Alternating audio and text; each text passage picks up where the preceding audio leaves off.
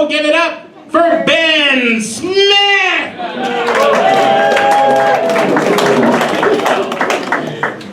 Have an hand for Al, everybody. Let him hear it, huh? Fun. How about a hand for this awesome venue? This is fantastic, right? $5, you can't beat that, right? Love that. A crowd on a budget. That's fantastic. Love a good frugal audience. That's good. It's great performance. This is one of the best rooms in the country, but it's like, it's just an interesting dynamic. We're used to performing for people that are like drunk and loose, whereas you guys are just jacked up on caffeine right now. So. They should give you a cup of coffee and an Adderall on the way in, I think. You guys are just on the edge of your seat like you're studying for the SATs all night. That's good. And we're all sharing one bathroom too, with coffee in our belly. That's comforting, I think, too. It's a good show. Like, just being a comic is just a little different. Like, I'm used to getting paid in like chicken fingers and beer, whereas tonight it's just an Americano and a cookie that I'm getting. So I'm really excited about that. It's a great room. I'm excited to be performing here at the Haunted Mansion. This is really fun. I feel like you guys are all going to line up and just head down the hall there and hop on the ride after this. You know? It's a cool coffee shop next door, that Lestat's. If Lestat's was haunted, I feel like it'd be haunted by like old white guys doing crossword puzzles or something. You know? It's that kind of coffee shop that smells like paper mache, you know? Yeah. Oh man, I'm excited. This has been a great lineup so far. You guys heard my name, Ben Smith. You were like, finally some diversity tonight. That's good. Finally a little culture after this stagnant, stale lineup, you know? Yeah. Ben Smith is actually a show name I chose because my birth name was taken by another comedian. So I picked Ben Smith because I have strong Ben Smith vibes. You guys aren't going to believe this. My mother actually named me Cedric the Entertainer. But I found out the hard way there's already a comedian with that name. So really hard for me and my brother Cat Williams growing up. Really confusing, you know? I love performing here in San Diego. I love coming down here, man. I live in LA now. I moved to LA 2 years ago. Yeah, whoop whoop is right, I guess, yeah. I moved to LA because I heard the city needed more people, so I came, and it's been good so far. I moved there from Austin, Texas. That's a fun city. You guys ever been to Austin? That's cool. Austin got a little too progressive, a little too liberal, a little too expensive, so I moved to West Hollywood, California. It's God's country, as I call it. Yeah, just bought a ranch with my girlfriend on Melrose. I love it. It's really good. Yeah. You know, it's where the men are so manly they just date other men. That's what I love about West Hollywood. You know?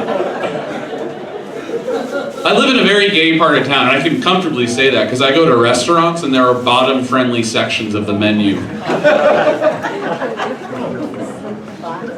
So they have cleaner buttholes, you guys. That's why they have that section of the menu. Not a lot of nachos and chili dogs you see on the bottom-friendly section, yeah. Not a knock on them. As a heterosexual man, I could benefit from a bottom-friendly diet, I think. Yeah. We have an awesome Pride Parade in June. I think it started June 2nd, and it's still going on, I think. Did you guys go to Pride this year? Everybody else is a bigot? That's good. Yeah, we're like a homophobic, frugal crowd jacked up on coffee. That's good. It feels more like a rally in here instead. The way these chairs are lined up, you know, yeah. Yeah. I had a blast. I went to Pride. I was there all day. I went with a big group from my church to protest, and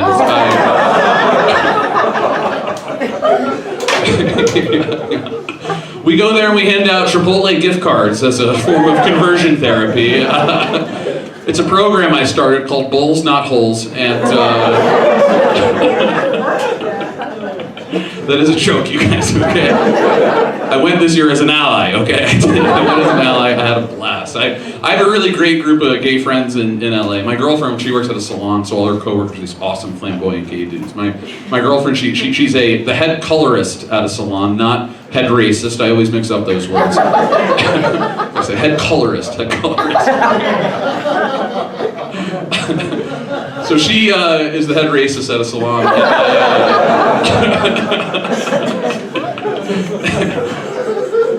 No, she colors hair for a living. She always like experiments on me too. She gave me a bleaching tone last winter. It looked awful.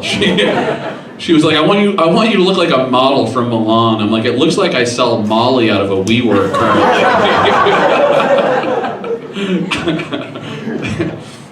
But yeah, we went to the parade and with our group of friends, and I had a blast. I tried a new drug this year. I tried poppers. Have you guys ever done poppers before? This crowd could benefit from a round of poppers right now. If you're not familiar, I'll learn you something tonight. Poppers, they smell kind of like Sharpie. You trip for 30 seconds, and simultaneously your asshole loosens up too at the same time. It's like 2 for 2 in terms of requirements for a great gay party drug. You know what I mean? That's just a gift from God, right? You know, poppers. I tried it, I smelled it, I tripped for 30 seconds and my asshole opened up like one of those sandworms from Dune 2. I was like, get in here, Chalamet, come on, there's room for everybody. Really enjoyed the extra cargo space, I gotta say, you know? And what's great about poppers too is that there's no hangover, you know, there's no hangover. Like I can't do drugs anymore, I can't do like cocaine anymore. I know I don't really have a cocaine energy, I'm like a teacher's assistant at a community college, but I don't do it anymore unless you guys are holding tonight, and the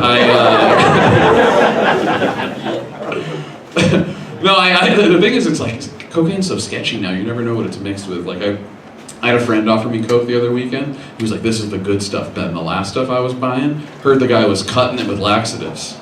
I was like, honestly, at my age, that sounds kind of nice. I've been backed up for a couple of days now, you know? I'm like, does your guy also sell coke that's cut with vitamins and melatonin too? Benefit from that, I think, you know? Just getting older, you know, so I gotta like retire my partying ways. I'm 32, I'm an aging millennial, you know, got any millennials out there? Yeah. We're getting tired as a species. A very defeated hand raised there, yeah. Millennials, we're going through a transition right now because we were the hip kids, you know, like 8 or 10 years ago we had an identity. Now we have no identity. Back in the day we were soft, we were snowflakes. That was our thing. Now we're just like mentally ill people that don't own property. It's like all we have going for us right now, you know? Like, I don't know, I'm 32, I don't know if I'll ever own property. This is like a sign of aging I found out about myself. I go on Zillow now with the same energy I used to bring to Pornhub. I'm just like relentlessly searching for things I'll never get. Like multiple tabs open. Like I'm just as likely to find a 3-bedroom as I am to have a threesome. I think it's just not gonna happen, you know? I found this out about myself. I search for the same words on Zillow that I used to search for on Pornhub too. I was on Zillow the other day, I was searching words like big, words like beautiful, you know, words like Mexican landscaper, things like that, you know? It's just my kink, what can I say, you guys? Yeah. Big, beautiful Mexican landscaper, you know? I don't know. In order to like buy a house, you gotta go through a realtor. That feels like a really gross process, you know? I don't like I've lost friends to real estate. It's like losing a friend to a cult pretty much, you know? You ever a friend that gets into real estate, it's unbearable, you know? They're always like, oh, now's a good time to buy. Now's the best time to buy. You should buy. I'm like, what about when it's a bad time to buy? They're like, oh, that's an even better time to buy. I got a friend that's in real estate now who does a really gross thing where he posts on Facebook like recent news events and reasons why you should buy because of that news event, but they won't even be related. Like he posted recently, he was like, oh, are you guys concerned about Hamas? You should be concerned about this Hamas of opportunity to buy some real estate. What am I buying on the Gaza Strip, buddy? Come on, jeez. Not even related, you know? I don't know. Just getting older, I'm tired all the time, you know? My job is like exhausting. It's like the hours are crazy. I start at 9, I end at 5. And like, I get Saturdays and Sundays off. It's insane. I don't know if you guys have this schedule, but I do. It's better than being unemployed. Like I was unemployed for a bit, and then like I hated the support that I got from my friends. It just was never the things I wanted to hear. But it was like, oh Ben, you're not unemployed, dude. You're fun employed right now. You're fun employed. I'm like, my landlord isn't gonna take high fives for rent. You know what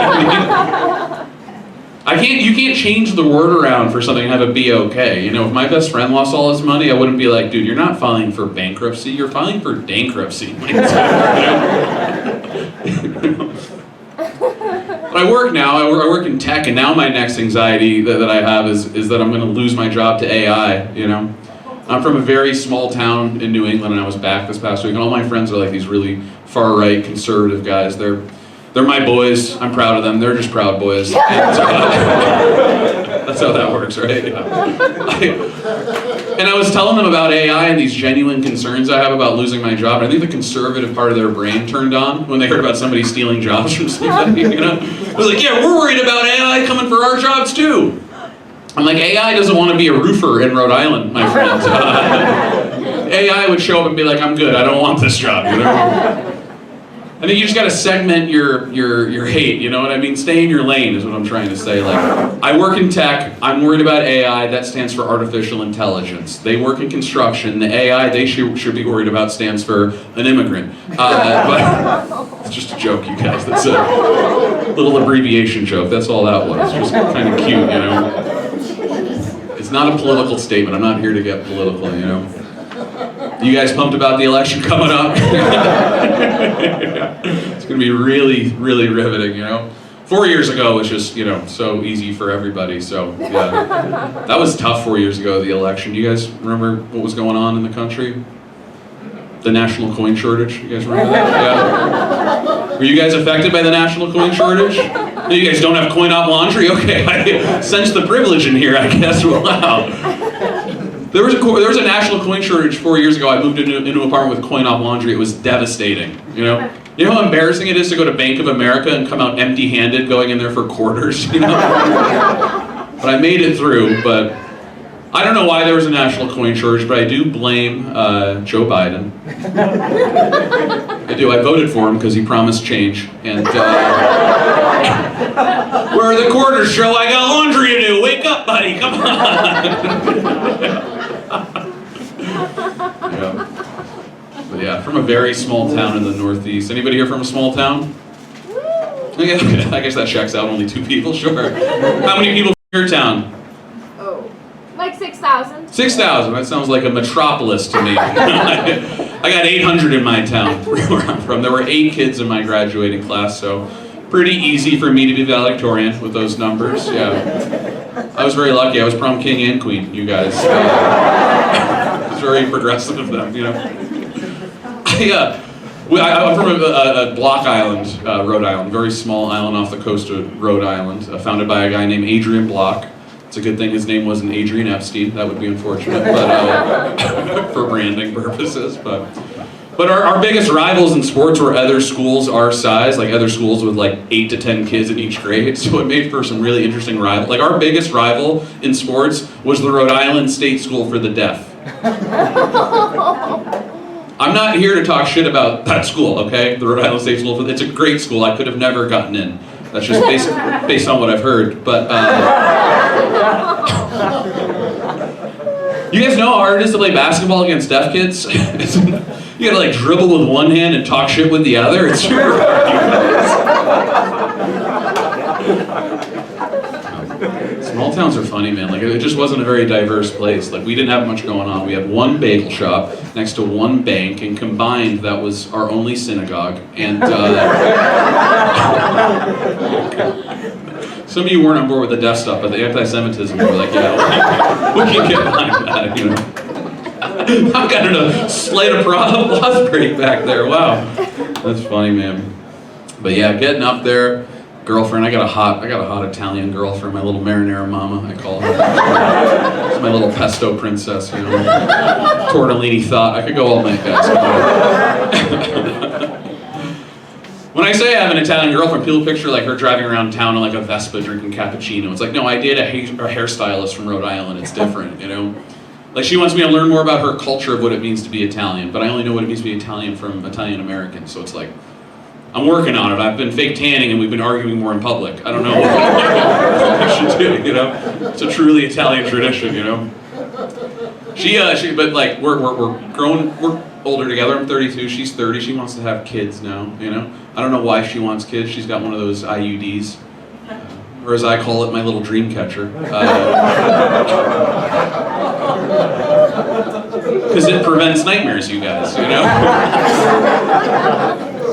You guys can take that nickname, fellas, for your ladies' IUDs, you know? Just call it your little dream catcher. Yeah. I don't know. And we like, I don't know, like, long-term how compatible we are. Like, she has a shellfish allergy, which probably explains why she can't handle this shrimp dick. Am I right, fellas? Come on, who's with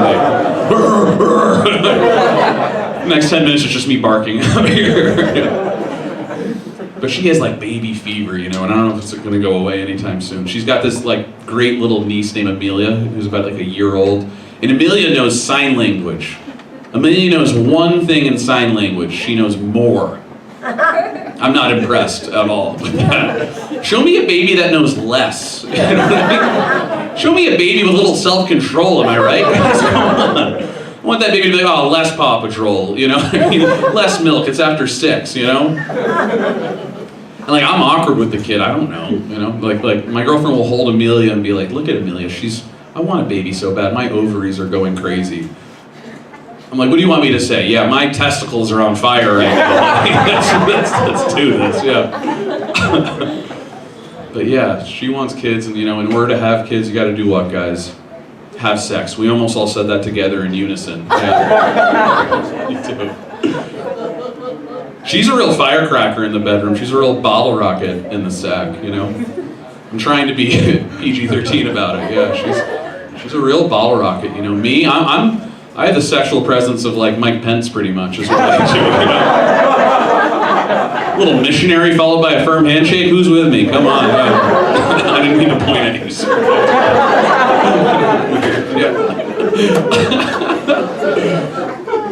My thing is, I can't be serious. Like, I'm goofy, you know? I'm the kind of guy that says gee whiz when he orgasms, you know? Oh, something's happening! Oh, the shocks! I can't get, like, my girlfriend asked me to make love to her the other week. I said, okie dokie, artichoke, let's do this, come on. But yeah, she's a freak. She wants to have a threesome. Yeah. I didn't mean to look at the couple again when I said that. I'm sorry, guys. It wasn't an invitation, yeah. She told me in, like, graphic, specific detail what kind of threesome she wanted to have, down to every minute of the entire night. I'm like, that's great, honey, but can I be at least one of the guys involved? Or I just gotta sit back and watch you, Deshaun, and Tyrone have all the fun. Okay, all right.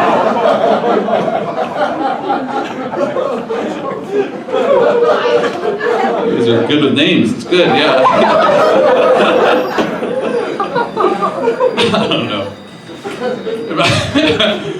But like, it's intense being. We've been dating 4 years now. And it's like, she's the first girlfriend I've ever shared my location with on my phone. That's been tough. Any couples in here share a location with each other? You guys, front row, yeah?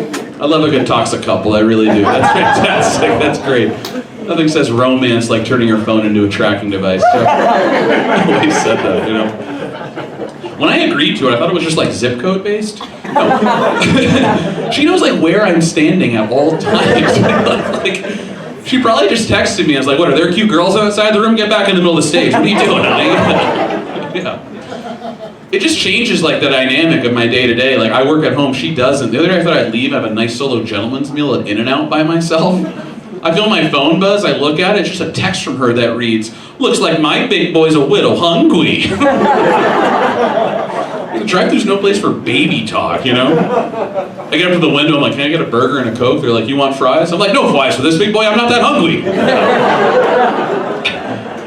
It changes the dynamic of like a guy's night too, you know? Like I'm going out this evening, I got some buddies that live down here and they're like, all right, Ben, after your show, let's go to the Gas Lamp, right? We'll go get some drinks. Maybe at the end of the night, towards the end of the night, let's go to Tijuana.